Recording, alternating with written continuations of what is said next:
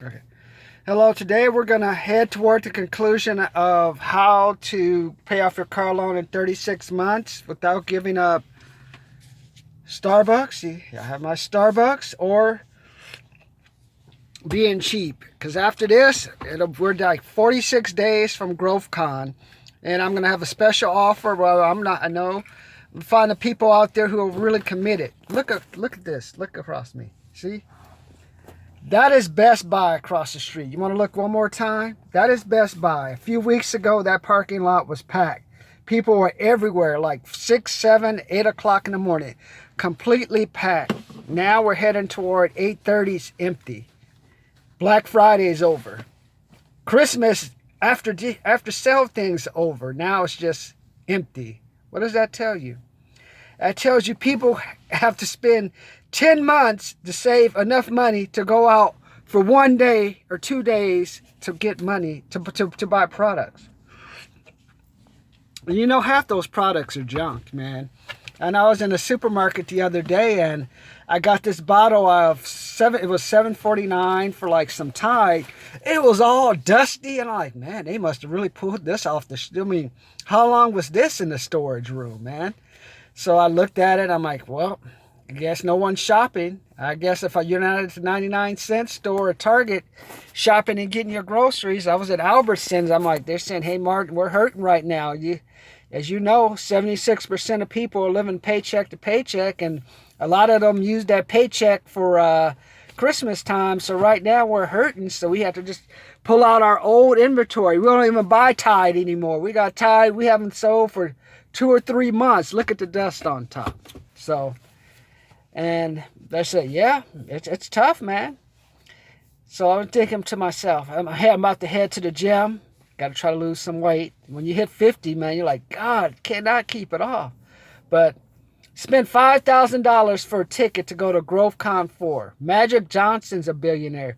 Kevin Hart, part of that Jumanji movie that's made over $500 million. Grant Cardone, multi-million-dollar investment, owns over 5,000 apartments, approaching $1 billion.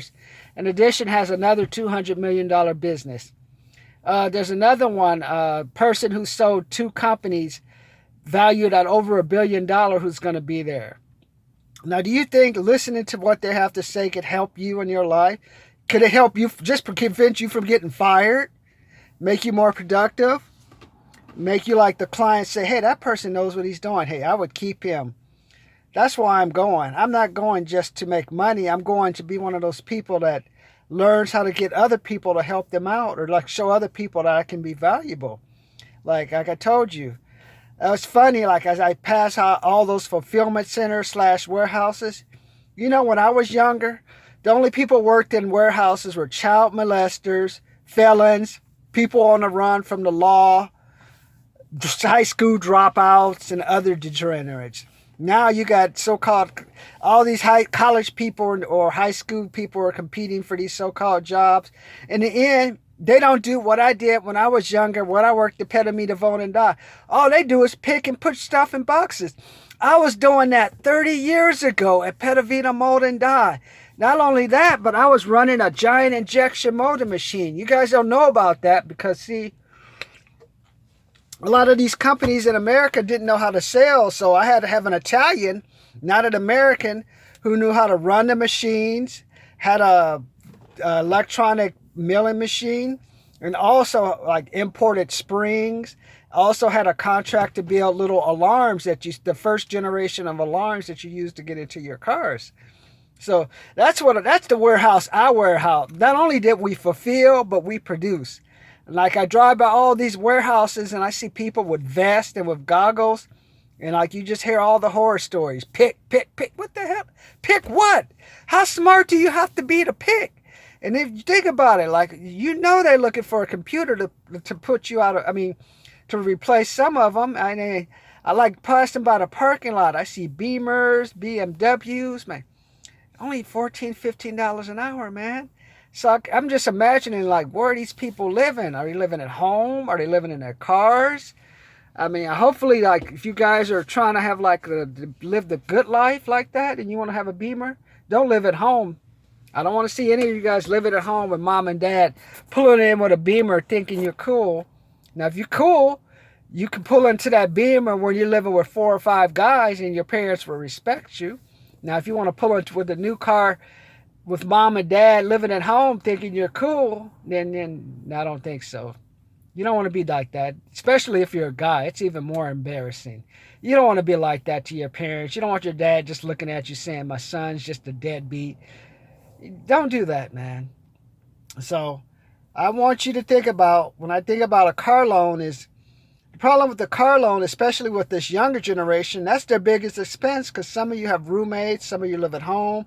And I think you just think to yourself, the faster you get that car loan paid off, the more money you will have to actually live a quality life. Until then, all you're doing is coming to Amazon or coming to ProLogic or any job that you're working, and you're just paying a man. Or, hey, you could be a business professional. This not only goes to people working on low-income jobs or just starting off. It can be a person like me. I've been working for 20 years. Or this is like my 4th card. I had to call the person up today. Hello, this is Martin. I want to pay $400 on my car.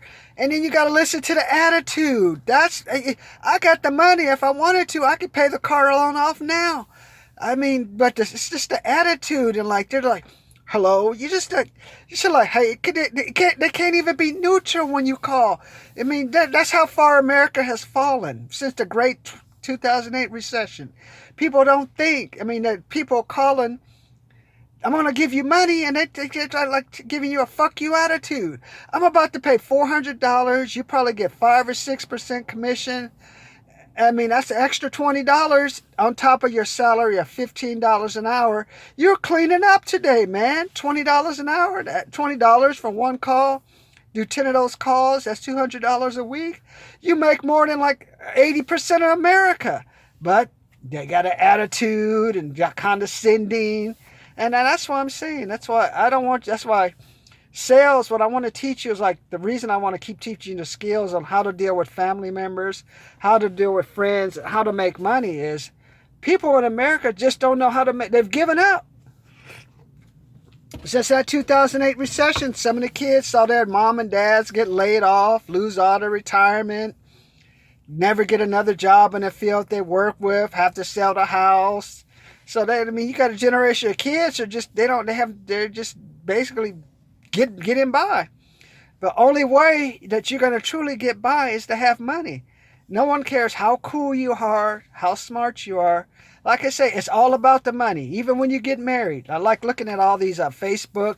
I see couples kissing, putting clothes on dogs, hopping around, dancing. This is the best partner I have. I bet you don't have any money. That partner will drop you so quick. You'll be like, the door couldn't hit you in the ass fast enough. So make sure you have enough money, man. It's all about the money. That's why I want you to pay off that car loan so you can have the money. Because Americans, they don't even have $500 to $600 for emergency. You got to turn to like a credit card. And then after that, once they use their little credit card money, what are they doing? They don't have any money for groceries. So what are they going to have to do? They got to turn around and use the credit card to buy groceries. And I don't want that to be you. That's why I'm stressing you. You need to get rid of these friends who are going nowhere fast, no money. You need to get rid of family members like I did. You know my story, Sister Flo and Ohini, $3,572. That's just to get the house out of probate, not counting like the year of $300 payments, not counting like we're looking like between $15,000 and $20,000 I had to pay the lawyer for the probate to make sure the drug adder uncle didn't get into the house. So those are the 3 issues, not counting the money I had to pay repairs. And then when you talk about the friends, hey, what about the friend that gets you drunk and then you wreck your car? Or what about the friend that gets you drunk and you forget to pay a bill and you have to pay more for the bill if you had just paid attention? And then you just need to go out like hustle like an immigrant. You just need to go out and just make extra money. It's all about that money now. For the next month, like watch, just walk around you. You don't see nobody. People, you know the people with money because they're the only ones out. Everyone else is hiding and I don't know what they're doing, man. I've been driving around since the first people, they got no money. They tapped out. They tapped out. They got no reserves. And what makes it so bad, in a couple of months, we'll truly find out how good a lot of these companies did, because the ones that didn't do well, they're going to be the ones that start laying off a lot of these people who are taking a day off. So, like I tell you, pay off that car loan, man. Use that $381 or $554 for something. Just think, for you guys, I got a special offer for $3,997 to help you. Let me help you pay off your car loan. Let me be your teacher. I spend $5,000 for a ticket to a conference to speak with millionaires.